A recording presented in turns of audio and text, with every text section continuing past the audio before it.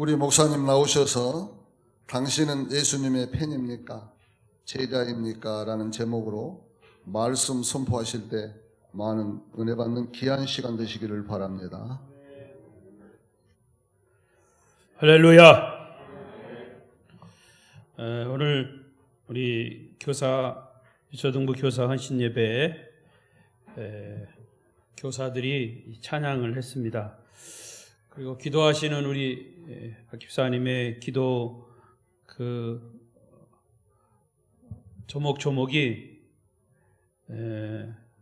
정말 하나님께 때를 쓰더라도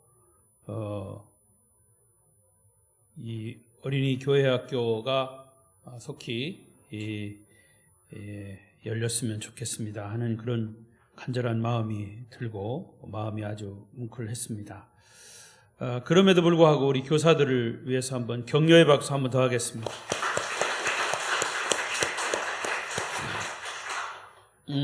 오늘 저녁에도 이 예배 자리에 나오신 여러분을 축복합니다. 우리 서로도 인사하십시다. 저녁에 또 만나서 반갑습니다. 잘 오셨습니다. 은혜 많이 받으세요. 감고사축 감사합니다. 고맙습니다. 사랑합니다. 축복합니다. 오늘도 성도 여러분에게 하나님의 크신 은혜와 축복이 말씀으로 임하시기를 바랍니다. 또 헌신을 다짐한 우리 교사들에게도 큰 격려가 되는 시간이 되시기를 바랍니다. 더욱이 오늘 비대면 온라인 예배, 영상으로 예배를 드리시는 분들도 이 시간 큰 은혜가 임하시기를 바랍니다. 더욱 안타까운 것은 말씀드린 대로 우리 어린이 교회 학교가 예배를 지금 못 드리고 있어요. 개중에 나왔던 어린이들은 부모님들이 안 나오다 보니까 코로나 때문에 교회를 못 가게 하고 그러다 보니까 교사는 있는데 학생이 없어요.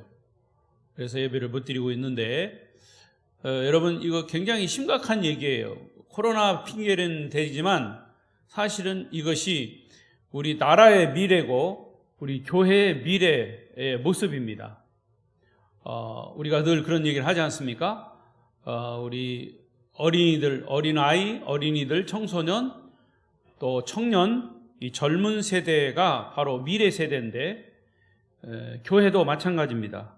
젊은 세대가 있어야 미래가 밝죠. 앞으로 교회는 계속해서 아마 그런 현상이 일어날 거고, 물론 국가적으로도 인구 정책이 자꾸 이제 아기를 이제 태어나게 하고 결혼해서 아기가 태어나게끔 정책이 돼야 되는데 그렇지 않다 보니까 지금 이제 이런 현상이 나타나고 있어요. 그럼에도 불구하고 역시 우리 어린이들에게 말씀을 전하는 그런 교사들, 특히 교사하면 부모님들 다 포함하고 특별히 교사로 선택된 사람들 뿐만 아니라 모두가 다 교사입니다. 가정에서도 부모님은 어린아이들에게 교사이고 또 말씀을 가르치는 그런 부모로 입장으로서 우선 가르치고 또 먼저 믿음을 가진 우리가 그런 신앙의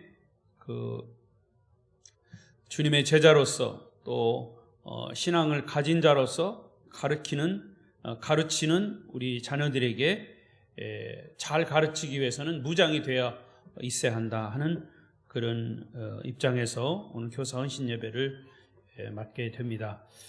오늘 말씀의 주제는 당신은 예수님의 팬입니까? 제자입니까? 이게 주제입니다. 시작. 당신은 예수님의 팬입니까? 제자입니까? 저는 오래전에 카일 아일드먼이라고 하는 목사님이 지은 팬인가 제자인가 라고 하는 책을 보았습니다. 지금도 제 책장에 그 책이 있는데 아마 이 책에 대해서 소개받으신 분도 있고 혹시 읽으신 분도 있을 것입니다.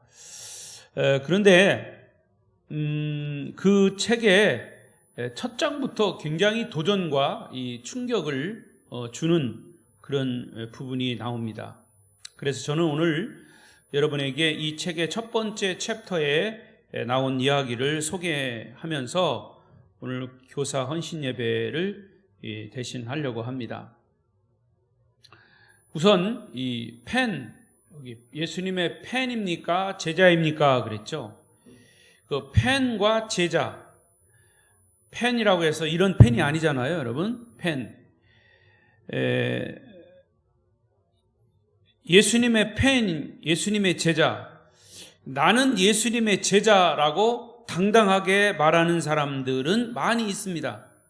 그러나 그가 정말 제자인가, 예수님의 제자인가라고 하는 것을 확인하기 위해서 예수님과의 관계를 진지하게 살펴보면 사실은 다시 나는 예수님의 제자가 아니었군요 라고 말할 사람들이 많다고 말이에요.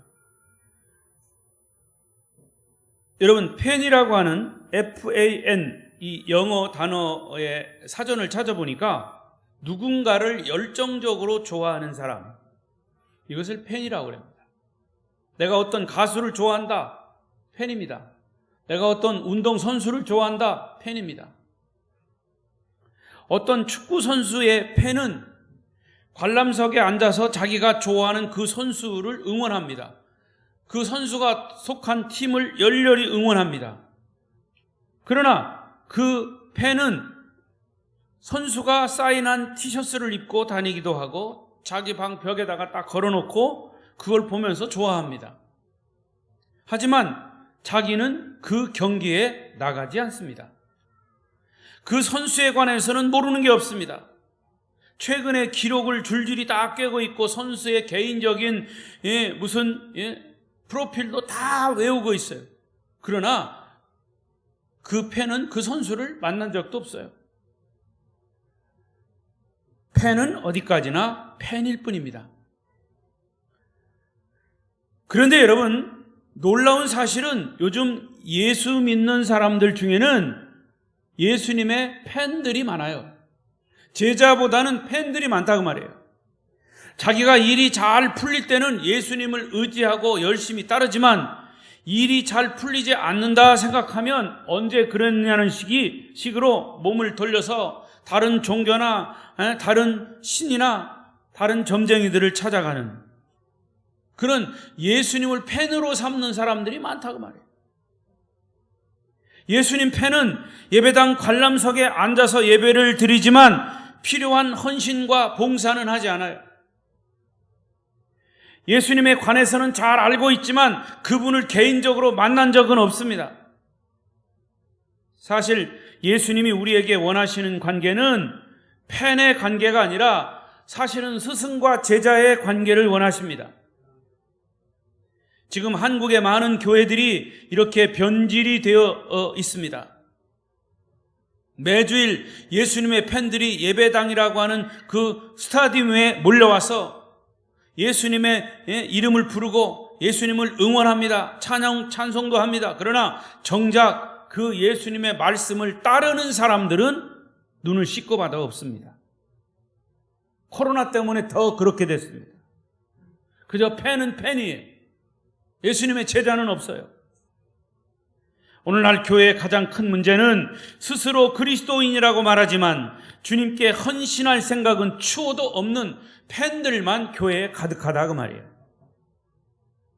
예수님에게 온갖 도움을 기대하면서 주님의 주위로 몰려드는 팬들은 많지만 자신을 희생할 만큼 주님과 가깝지는 않습니다.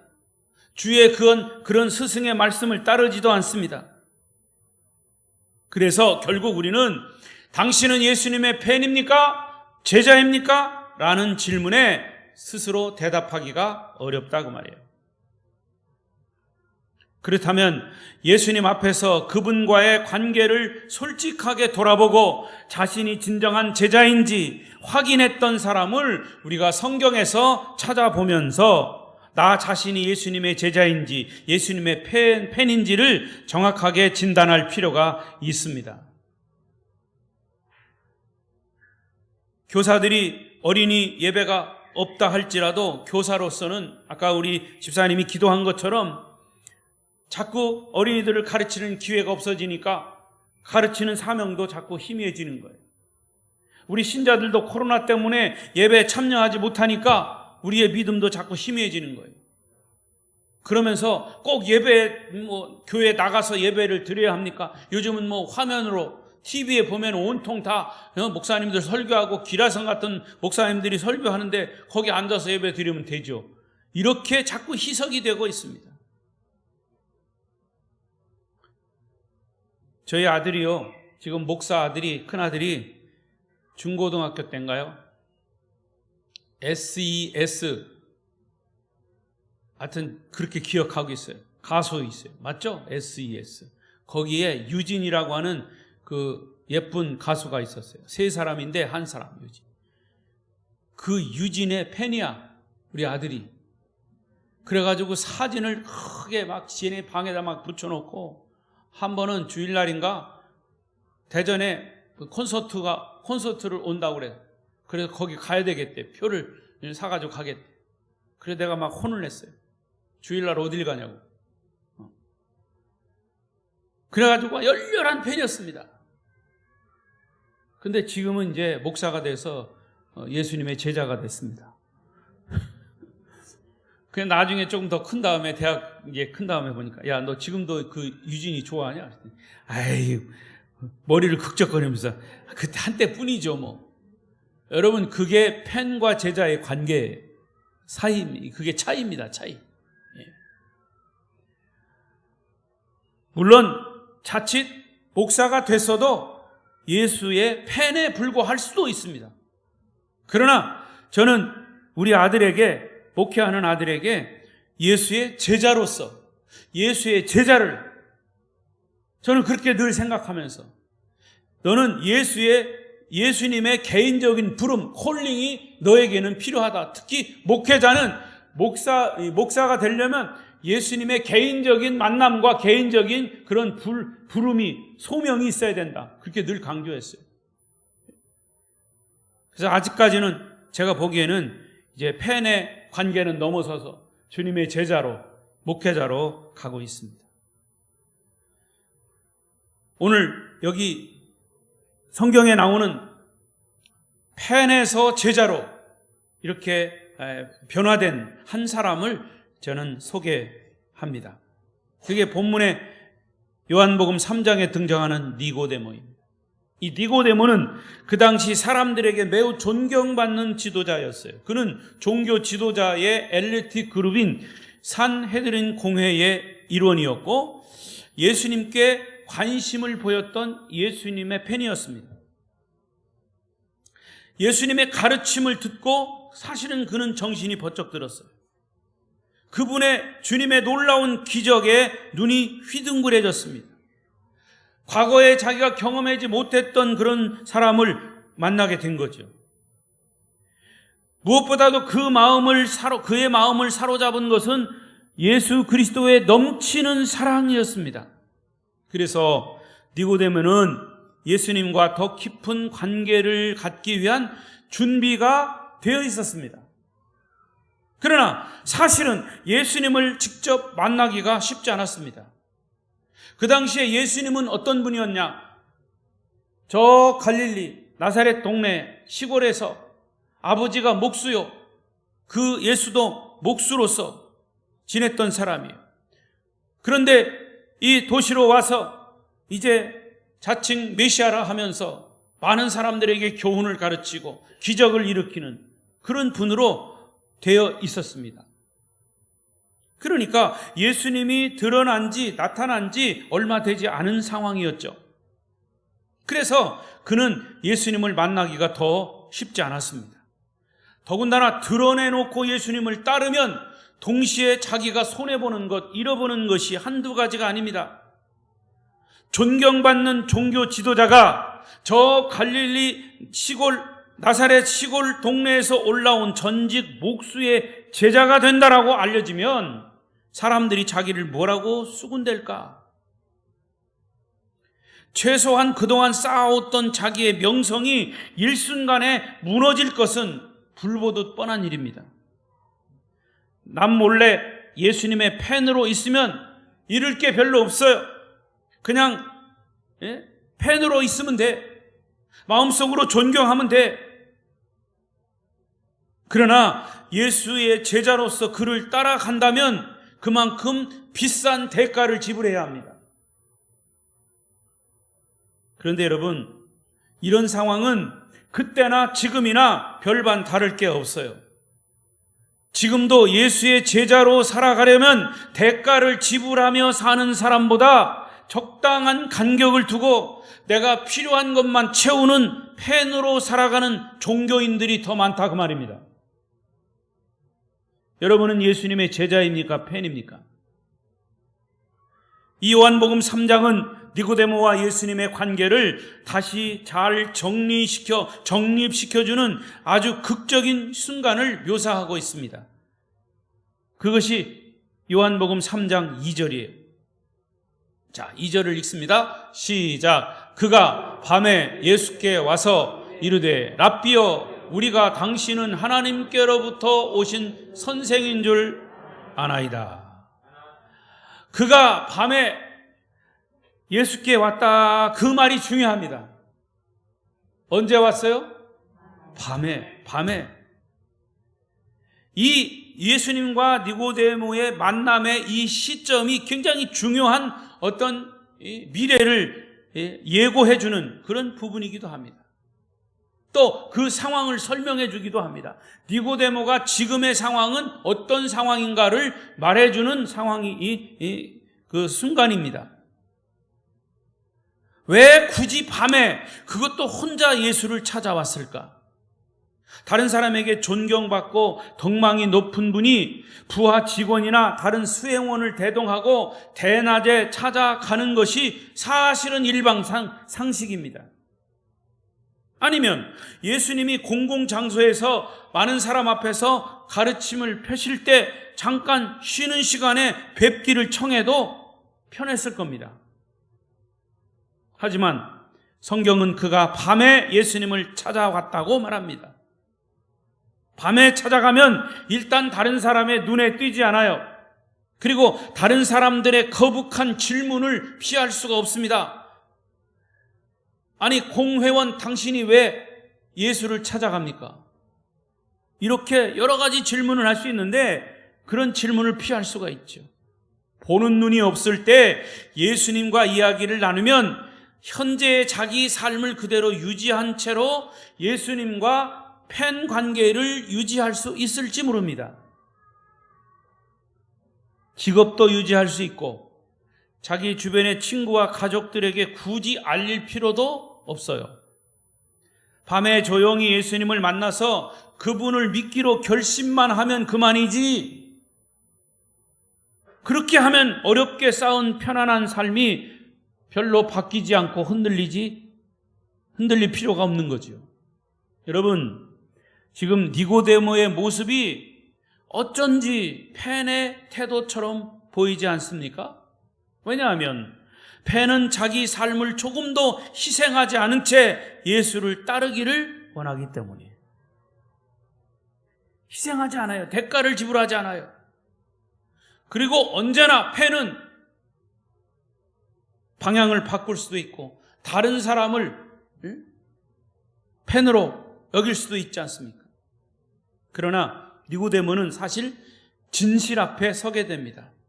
자기의 삶이 뿌리채 흔들리지 않고는 예수를 따를 방법이 없음을 깨닫게 되지요. 예수님을 따르려면 다른 한 가지는 잃을 수밖에 없어요. 아니, 다른 몇 가지를 잃을 수밖에 없어요.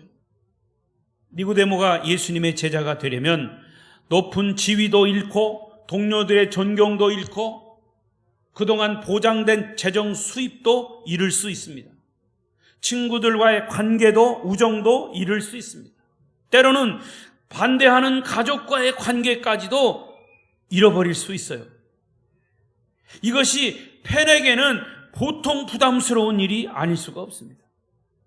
여러분들은 예수님을 따르기 위해서 무엇에 손해를 봤습니까? 예수님의 말씀, 예수님의 제자가 되기 위해서 여러분 무엇을 내려놓았습니까? 이런 질문에 구렁이 담 넘어가듯 대충 넘어가지 말고 예수님을 따르기 위해서 내가 어떤 손해를 봤는지 한번 써보세요. 집에 가서 써보세요. 예수님을 따르기 위해서 나는 어떤 손해를 봤는지, 예수님을 따르기 위해서 여러분의 삶이 어떻게 흔들렸는지, 그런 흔들린 과정이 있어야 됩니다. 손해보는 그런 과정이 있어야 됩니다. 예수님 때문에 삶이 조금 변하는 것은 얼마든지 감수할 수 있지만 예수님은 우리의 삶을 뿌리채 흔들기를 원하십니다. 폐는 약간의 손질만 할 생각을 하지만 예수님은 완전한 수리를 원하십니다. 완전히 그냥 뒤집어 엎어요. 삶이 뒤집어 엎혀져야 돼요. 폐는 약간의 조정을 원하지만 예수님은 완전히 분해해서 수리하기를 원합니다. 리모델링 하기를 원하십니다. 그것을 일컬어 거듭나 새 사람이 되는 것을 원하시는 거죠. 폐는 화장만 고치면 돼. 그러나 예수님은 화장 가지고 안 된다. 얼굴을 다시 변장을 하든지, 변장도 안 되죠. 폐는 몇 가지 장식만 달면 된다고 생각하지만 예수님은 완전히 개조를 원하십니다. 폐는 예수님의 가르침만을 원하지만 예수님은 그의 삶을 송두리째 다 뒤바꾸기를 원하십니다. 이게 중생입니다. 이게 거듭남이에요. 왜 그렇게 예수님이 우리의 삶을 뒤흔들어 놓으시려고 합니까? 왜 예수님이 그렇게 우리의 삶을 다 바꾸어 놓으려 하십니까? 이거는 오전에도 말씀드린 것처럼 우리가 그대로 놔두면 우리가 지옥 가게 생겼으니까 우리에게 생명을 주시기 위해서, 생명과 자유를 주시기 위해서 그렇게 제자로 살아가기를 원하시는 줄로 믿으시기 바랍니다. 먼저 니고데모는 예수님이 하나님께로부터 오셨다. 여기 있잖아요. 3장 2절. 당신은 하나님께로부터 오신 선생인 줄 아나이다. 누구의 고백이요? 니고데모의 고백이요. 니고데모는 이미 예수님이 하나님께로부터 온 하나님의 아들 메시아라고 하는 사실을 알고 있었어요. 하지만 예수님은 대낮이 아닌 야밤에 찾아온 니고데모의 속내를 다 꿰뚫어 보시고 그에게 거듭나야 하겠다는 충격적인 도전을 하시는 거예요. 3장 3절 시작. 예수께서 대답하여 이르시되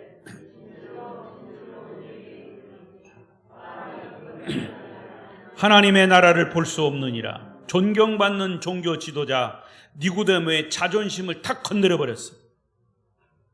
이 니고데모는 또 어떤 사람이었냐? 이미 구약성경 처음 5권 토라, 창세기, 출애굽기, 레위기, 민수기, 신명기 5권을 줄줄줄줄 외우는 그런 유대 지도자예요. 종교 지도자예요. 어른이 돼서는 평생 종교적인 이력을 쌓아오고 있어요. 그 누구에게도 뒤지지 않는 신앙심을 가진 사람으로 자만했는데 자신했는데 예수님은 이렇게 도전적인 말씀을 하신 거예요. 이 말은 다른 말로 말하면 네가 아무리 의로운 행위를 했어도 너의 그 종교 의식에 나는 관심이 없다.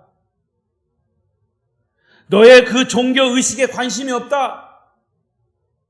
예수님이 원하시는 것은 완전히 새로운 사람으로 거듭나서 주님의 제자가 되기를 원하시는 거예요. 할렐루야. 그러면 제자는 뭐냐? 예수님의 제자는 말로만 믿는 것이 아니라 예수님을 따르는 자여야 돼요. 말로만 믿음 하는 게 아니라 순종하는 자여야 한다 그 말이에요. 그래서 예수님의 마태복음에서 예수님이 제자들을 부르실 때 마태복음 4장 19절 20절 또 읽어보겠습니다. 시작. 말씀하시되 나를 따라오라. 내가 너희를 사람을 낚는 어부가 되게 하리라 하시니 그들이 곧 그물을 버려두고 예수를 따르니라. 여러분, 예수의 제자가 되려면 자기가 그동안 생계를 유지했던 그물을 버리고 그물을 내려놓고 예수를 따르는, 그 그물을 내려놓는 것은 희생이에요. 대가 지불이에요. 그리고 예수를 따랐다 그랬어요. 여러분, 예수님을 믿는다고만 말로만 고백하십니까? 아니면 예수님을 실제로 따르고 있고 그 말씀에 순종하고 있습니까? 분명한 차이가 있어요. 예수를 믿기는 하되 실제로 따르지 않는 사람들이 얼마나 많은지 몰라요. 복음의 이런 이중적인 모습을 인정하지 않습니다. 진짜 믿음은 말로만 믿는 것이 아니에요. 주님의 팬은 기도를 따라하고 신앙 고백을 수시로 하지만 실제로 예수를 따르는, 예수님의 말씀에 순종하는 사람들은 많지 않다 그 말이에요. 예수님은 그런 믿음을 인정하신 적이 없어요. 그분은 말뿐만 아니라 말뿐 믿음이 아니라 삶 속에서 열매 맺는 믿음을 찾고 계신다 그 말이에요. 예수님을 믿는다고 하면서 정작 따르지 않는다면 그 사람은 팬에 불과한 겁니다. 예수의 팬이죠. 이해가 맞는지 모르겠습니다만은 결혼식 날 신랑이 아름다운 신부 앞에서 눈물을 흘리면서 사랑의 고백을 합니다. 죽음이 우리를 갈라놓을 때까지 뭐 어쩌고 저쩌고. 그 신랑의 사랑의 고백이 많은 사람들에게 감동을 줬어요. 그런데 신혼여행을 가자마자 신부와 함께 있어야 할 신랑이 없어졌어요. 어디 갔나 봤더니 다른 여자 만나러 갔어요. 몇 시간 전에 결혼 서약은 공허한 메아리가 되어버린 겁니다. 신랑은 그가 고백한 사랑을 행동으로 보이지 않았기 때문에 그가 친지와 친구들 앞에서 했던 감동적인 그런 고백 맹세는 결국 마음에도 없는 공수표가 되어버린 거예요. 여러분, 대개 우리는 뭔가를 사실로 받아들이는 것을 믿음이라고 생각합니다. 머리에서 이성으로 동의하는 것이 믿음이라고 착각합니다. 하지만 성경에서 말하는 믿음은 단순히 머리로 받아들이거나 이성적으로 인정하는 것이 아닙니다. 인정했으면 인정한 대로 따라가는 것이에요. 순종하는 것을 믿음이라고 합니다. 그래서 믿음의 열매는 뭐냐? 순종이에요. 믿음의 대상을 실제로 따라야 진정한 믿음이다 그 말입니다. 따르는 것은 고개만 끄덕이는 것이 아니라 그 고개만 끄덕인 것을 실제로 손발로 움직여 가야 됩니다. 그래서 교회가 예수 팬을 양산하는 공장으로 전락한 이유 중에 하나는 믿음의 메시지, 순종의 메시지를 자꾸 분리하기 때문에 그래요. 저는 그렇게 생각합니다. 저는 그렇게 확신 있게 믿고 메시지를 전하는 거예요. 이 믿음의 메시지와 따름의 메시지, 순종의 메시지를 분리하면 안 됩니다. 그것은 하나예요.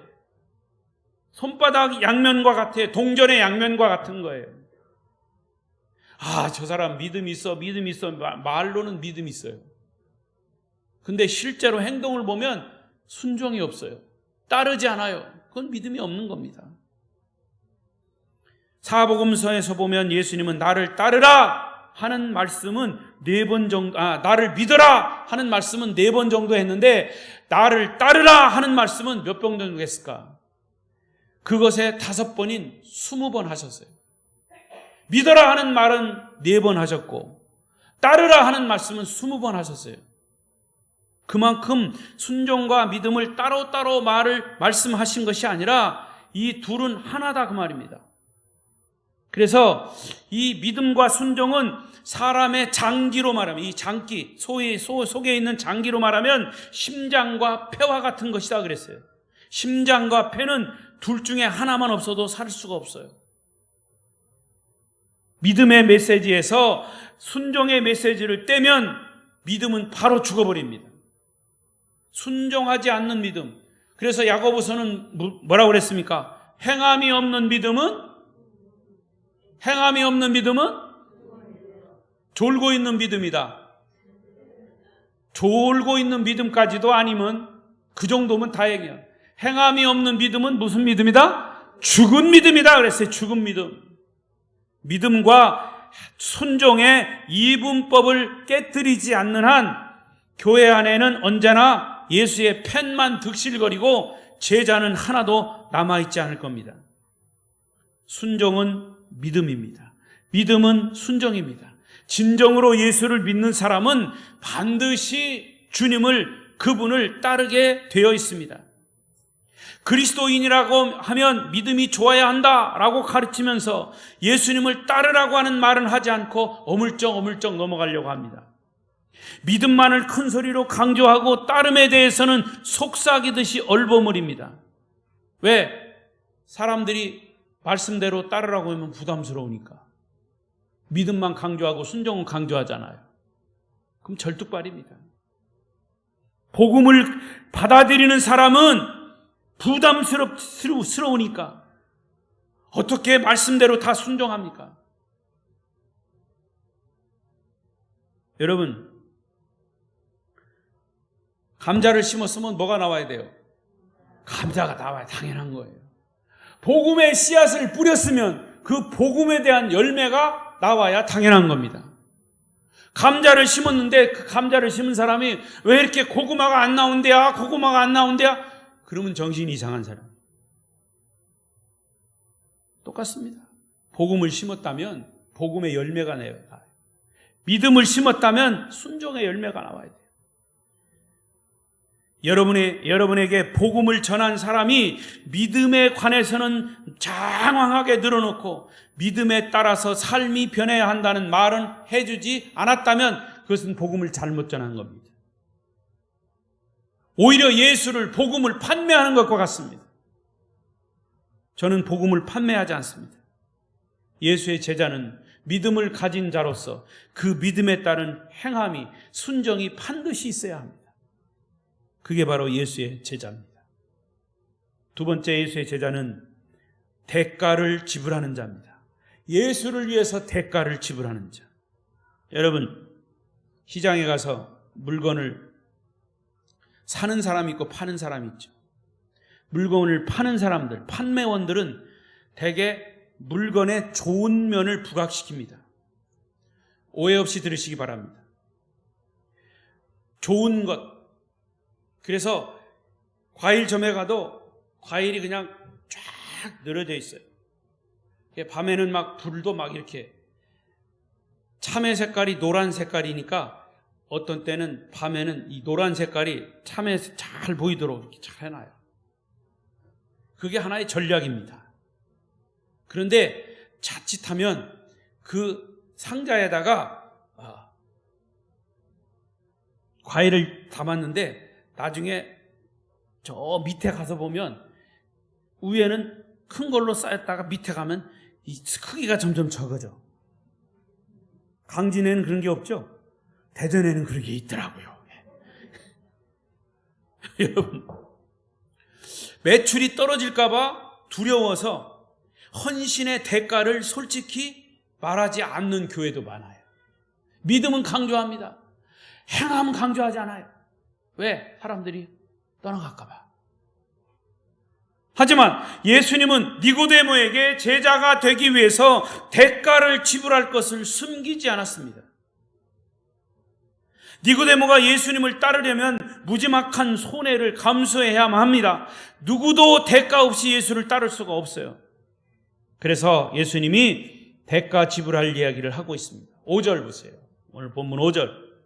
시작. 예수께서 대답하시되 진실로 진실로 내게 이르노니 사람이 물과 성령으로 나지 아니하면 하나님의 나라에 들어갈 수 없느니라. 육으로 난 것은 육이요 영으로 난 것은 영이니 내가 네게 거듭나야 하겠다 하는 말을 놀랍게 여기지 말라. 여러분, 그 장면을 한번 보세요. 지금 니고데모는 나이가 지긋해서 또 거기 산헤드린 공회원이요 저음잔한 어르신이에요. 그런데 지금 예수님은 30대 젊은 청년이에요. 두 사람의 만남이 이렇게 이루어졌는데 지금 예수님은 그런 거 따지지 않았어요. 아주 니고데모에게 정곡을 찔렀습니다. 내가 예수의 제자가 되기 위해서는 하나님의 사람으로 거듭나라면 물과 성령으로 나지 아니하면 천국에 갈 수 없다. 너는 영생을 얻기 위해서는 네가 거듭나야 된다. 죽었다가 다시 살아나야 된다. 노골적으로 얘기한 거예요. 이 니고데모에게는 거듭난다는 것은 엄청난 대가 지불이에요. 아무도 보지 않는 밤에 예수를 따르는 것은 진정한 제자의 모습이 아니라, 진정한 제자라면 밤낮으로 예수님을 따라야 하고, 그러려면 니고데모에게도 엄청난 이 손해를 봐야 합니다. 그런 대가가 없이는 예수님의 팬에 불과한 거죠. 회개 없이는, 죄의 고백 없이는 용서도 없는 겁니다. 죽음이 없이는 생명도 없습니다. 오늘 오전에 말씀드렸죠. 우리는 아담과 함께 까무러친 사람이다. 맞아요? 아담과 함께 죽은 사람이다. 까무러친 사람이 아니라, 기절했던 사람이 아니라 죽은 사람이에요. 우리는 아담과 함께 죽었다 그랬어요. 아담과 함께 죽어야 예수와 함께 살 수가 있는 거예요. 아담과 함께 죽어야 우리는 천국을 얻을 수 있는 거예요. 할렐루야. 죽음이 없이는 생명도 없는 거예요. 행동하지 않는 믿음은 가짜 믿음이다 그 말이에요. 이 책에서 카일 목사님의 교회 성도 이야기를 하고 있습니다. 어느 날 목사님에게 메일 한 통이 날아왔어요. 본교회 교인이에요. 본교회 교인인데 그 메일에 뭐라고 그랬냐면, 목사님, 오늘부터 나 교인 명부에서 빼주십시오. 다른 교회 가겠다 그 말이에요. 이유는 뭐냐 하면, 그 카일 목사님의 설교가 마음에 들지 않는다는 이유였어요. 그것이 이유의 전부예요. 그래서 목사님이 화도 나고 이해가 되질 않았어요. 그래서 교회 요람에서 그 교인의 전화번호를 찾아가지고 직접 전화를 걸었어요. 상대방이 전화를 받자마자 본론을 얘기했습니다. 성도님 안녕하십니까? 담임 목사입니다. 제 설교가 마음에 안 들어서 교회를 떠나신다고 들었습니다. 맞습니까? 잠시 침묵이 흘렀습니다. 담임 목사의 전화를 직접 받은 성도는 굉장히 당황을 했어요. 어색한 순간이 지나가고 그가 횡설수설 해명을 시작합니다. 그가 한참을 떠들다가 마침내 중요한 말을 꺼냈습니다. 그렇게 기분 좋은 말은 아니었지만 그 말에 목사님은 안도의 한숨과 함께 목사님의 눈에서 눈물이 주룩주룩 흘렀습니다. 왜냐? 그 성도는 다음과 같은 이야기를 했습니다. 목사님의 설교는 제 삶을 뒤흔드는 것과 같은 기분이 들었습니다. 제 삶을 뒤흔든다고 하는 말을 듣는 순간 카일 목사님은 안도의 한숨과 함께 눈에서 눈물이 흐르지 않을 수가 없었던 거죠. 왜냐하면 성도들의 삶을 뒤흔든 말씀이 목사님의 설교하는 목적이었기 때문에. 예수님은 믿겠습니다. 사실 예수님의 열렬한 팬입니다. 하지만 예수님을 따르라는, 예수님의 말씀에 순종하라는 말은 하지 마십시오. 주일마다 예배는 드리겠습니다. 로마서 100독도 하겠습니다. 11조도 하겠습니다. 하지만 예수님 때문에 내 삶이 방해받지 않았으면 좋겠습니다. 그런 얘기예요. 이것이 그 성도만의 이야기겠습니까? 우리들의 이야기죠. 예수님은 그분을 따르지 않고 순종하지 않고 믿기만 하겠다고 하는 팬은 기뻐하지 않으실 뿐만 아니라 원하시지 않습니다. 마지막 세 번째로, 주님의 제자는 거듭난 자입니다. 오늘 예수님을 만난 니고데모는 어떻게 변했습니까? 팬에서 어떻게 제자로 바뀌었습니까? 니고데모는 요한복음 3장에 나타났다가 사라진 인물이었어요. 그런데 이 니고데모가 3장에서 끝난 것이 아니라 7장에 다시 등장을 합니다. 예수님의 인기가 하늘을 찌를 때 종교 지도자들의 질투를 받아서 예수님은 이제 죽이려고 합니다. 예수님을 죽일 구실을 찾기 위해서 산헤느린 공회 회원들이 소집이 됐어요. 종교 지도자들의 역할 중에 하나는 거짓 선지자를 속출해내는 겁니다. 그들은 예수를 거짓 선지자로 여기고서 고소할 빌미를 찾기 위해서 모인 겁니다. 그런데 예수님을 죽이기 위해서 모의하는 그 자리에 누가 있었어요? 니고데모가 있었어요. 니고데모는 종교 지도자 산헤드린 공회의의 72명 중에 한 명이었기 때문에 동시에 이 니고데모는 예수님은 하나님의 아들로 구세주로 왔다고 하는 사실을 그는 믿고 있었죠. 그래서 지금 예수를 어떻게 하면 고발해서 죽일까 하는 그런 모임 속에서 니고데모는 용기를 내서 예수를 변호하고 있습니다. 요한복음 7장 50절 시작. 그 중에 한 사람 곧 전에 우리 율법은 사람의 말을 듣고 행한 것을 알기 전에 심판하느냐? 그냥 봐서 그들이 대답하되 거기까지만. 근데 이 니고데모가 이 변호한 이 이야기는요, 그냥 들어서는 잘 이해가 안 돼요. 직설적으로 차라리 예수는 하나님의 아들 메시아다, 메시아가 맞다, 그가 잘못한 게 없다, 이렇게 용기 있게 얘기했으면 조금 나을 텐데, 여기 50절, 51절에 나타난 말로는 확실치는 않아요. 그러나 사실은 그는 용기 있게 예수님을 변호한 그런 부분이에요. 다시 말하면 더 이상 믿음을 속으로만 간직할 수 있을 수 없었다 그 말이에요. 자기의 미래에 큰 손해가 될 줄 알면서 목소리를 내기 시작했습니다. 그의 마음에 변화가 일어난 거예요. 본인이 예수를 따르는 자로 표현을 한 것이에요. 그 순간 니고데모는 단순한 예수의 팬에서 이제 제자로 선언을 하는 역사적인 순간이었던 거지요. 니고데모가 예수님을 이렇게 변호하자 산헤드린 공의 다른 회원들은 다음과 같이 반응합니다. 그게 52절이에요. 시작. 그들이 대답하되 이르되 너도 갈릴리에서 왔느냐? 찾아보라. 갈릴리에서는 선지자가 나지 못하느니라 하였더라. 니고데모가 저렇게 예수를 변호하는 입장에서 다른 사람들은 이렇게 반응하는 겁니다. 야, 너도 갈릴리에서 선지자가 나왔다고 생각하냐? 저 예수가 갈릴리의 이 선지자라고 생각하냐? 이것은요, 갈릴리는 그 당시 보잘것없는 시골의 작은 마을이에요. 갈릴리에서 무슨 선한 것이 나겠느냐? 라는 표현은 조롱 섞인 말입니다. 예수님의 출신을 비웃었던 공회가 이번에는 예수님을 변호한 니고데모에게 똑같은 공격을 하고 있는 거예요. 동료들이 니고데모의 자존심을 지금 막 공격하고 끌어내리고 있어요. 여러분 같으면 어떻게 하겠습니까? 여러분 믿지 않는 친구들이 다 지금 이제 회식을 하고 있어요. 술 한 잔씩 다 돌리고 한 잔씩 먹고, 요즘 뭐 남자 여자 구분 없이 그냥 다 잘 먹더라고요. 그러면서 어쩌다가 예수 믿는 얘기가 나왔어요.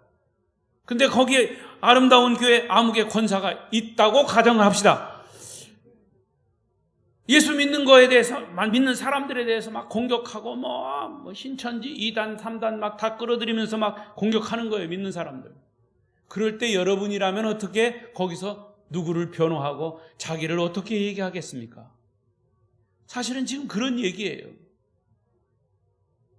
힘겹게 쌓아온 종교적인 명성이 하루아침에 무너질 위기에 처한 니고데모입니다. 그의 믿음이 진짜인지 가짜인지 판가름 나는 순간이에요. 예수의 팬인지 제자인지 판가름 나는 순간이에요. 여러분, 믿음으로 사는 사람은 누구나 한 번쯤 이런 경험을 하게 돼요. 내가 팬의 길을 갈 거냐, 제자의 길을 갈 거냐, 둘 중에 하나를 선택해야 할 위기에 처해진다 그 말이에요. 야, 너도 교인이라며? 너도 일요일날 할 일 없이 교회 가는 예수쟁이냐? 교회 가면 떡이 나오냐, 밥이 나오냐? 요즘은 밥은 안 줘요. 떡만 주지. 친구들이나 직장 동료들이 이런 비아냥거리는 소리를 듣는 것이 사실은 당연한 거예요. 여러분, 예수쟁이라고 하는 듣는 것이 우리에게는 당연한 거예요. 오히려 그런 소리를 듣지 않고 예수를 따른다고 하는 것은 대가를 지불하지 않고 팬으로 남아있는 것과 똑같아요. 우리가 눈여겨보아야 할 부분은 요한복음이 거의 끝나갈 무렵에 니고데모가 다시 등장을 합니다. 그게 압권입니다. 아, 정말 니고데모가 제자가 되었구나 있다라는 사실을 우리는 거기서 확인하게 되지요. 요한복음 19장에 보면 예수님이 십자가에 못 박혀 돌아가시고 이제 장례식이 이제 한참 진행되는 그 시간에 니고데모가 나타났습니다. 그냥 나타난 게 아니라 모략과 침향 섞은 것을 100리터라쯤 가지고 나타났습니다. 무슨 얘기냐? 모략과 침향은 값으로 치면 굉장히 비싼 물건이에요. 하지만 니고데모는 단순히 돈 그 이상의 것을 희생함으로 예수님의 제자로서의 행동을 거기서부터 취한 거죠. 이제는 예수님을 향한 사랑을 더 이상 숨길 수가 없었습니다. 펜으로 남아있을 수가 없습니다. 평소에 예수님을 따르던 사람들이 예수님을 버리거나 하다못해 제자들까지 다 도망갔는데 어디 숨었거나 했는데 니고데모는 예수님을 향한 이 사랑과 헌신을 드러낸 겁니다. 어두운 밤에 찾아와서 말로만 표현했던 펜으로서의 그의 믿음이 이제는 전적으로 새로운 차원의 실천하는 순종하는 제자로 성장한 것입니다. 이것이 진정한 믿음입니다. 이것으로 니고데모에 대한 성경의 기록은 끝이 납니다. 그런데 기독교 전승에 따르면 그는 1세기 어느 날 복음을 전하다가 순교했다고 전하고 있습니다. 여러분, 지금도 여러분은 혹시 어둠 속에서만 예수를 믿지 않습니까? 이제 예수님은 여러분을 빛 가운데로 초청하십니다. 특히 이 코로나 시대의 어두움의 이 세대, 우리의 신앙생활 하기가 참 어려운 때에 펜으로 남아있는 것을 원치 않으십니다. 교회 학교 어린이들이 없다고 해서 예배를 못 드린다고 해서 우리가 가진 교사의 사명, 그것이 희미해지면 안 됩니다. 오히려 이렇게 어려울 때 제자로서 우리의 믿음이 순종하는 자로서 나서야 할 때입니다. 당당하게 드러내서 주님을 따르는 예수님의 제자로서의 역할을 감당하는 우리 헌신을 다짐하는 교사들과 여러 성도들이 되시기를 축원합니다. 축원합니다. 기도하겠습니다. 통성으로 기도하겠습니다. 오늘 주신 이 말씀을 생각하시면서 주님, 나는 펜으로서 살았습니까? 제자로서 살았습니까? 우리 스스로 자문하면서 주님께 주님 주시는 이 말씀의 감동이 우리의 삶에 다시금 순종함으로 적용함으로 주님의 제자로 설 수 있는 자들로 세워주시옵소서. 주여 세 번 부르고 통성으로 기도하겠습니다. 주여 주여 주여. 걸어가시고 은혜가 충만하신 하나님, 오늘도 귀한 말씀으로 우리를 깨우쳐 주시고 특별히 교사 헌신 예배를 통해서 우리에게 다시 한번 사명을 고쳐주시니 감사합니다. 사명을 다져주시니 감사합니다. 우리는 하나님께서 맡겨주신 이 귀한 사명, 믿음의 사명을 순종으로 나타내서 펜으로서 머물러 있는 것이 아니라 제자로서 주님 말씀에 끝까지 순종함으로 천국의 백성으로 삼아 주시옵소서. 어느 곳에 있든지 주님의 제자로서 당당하게 어둠에서 빛으로 나올 수 있도록 하나님 허락해 주시옵소서. 연약한 우리의 심령을 하나님 연약다 아니하시고 우리를 세우사 싸우니 하나님의 크신 뜻을 잘 드러낼 수 있도록 은혜를 내려 주시옵소서. 거룩하신 하나님, 오늘 이 저녁에 유년부 초등부 교사 헌신 예배로 드리게 하심을 감사합니다. 요한복음 3장에 나타난 니고데모를 통해서 우리가 예수님의 펜으로 남아있는가 아니면 예수님의 제자인가를 말씀을 통해서 진단하게 하시니 감사합니다. 우리는 끝까지 주님의 제자로서 믿음을 순종하는 제자로 나서서 주신 사명 더 열심히 잘 감당함으로 어둠에 처해 있는 자 빛으로 나올 수 있도록 이끌어가는 우리 모두가 되도록 축복해 주시옵소서. 예수님의 이름으로 기도하옵나이다. 아멘.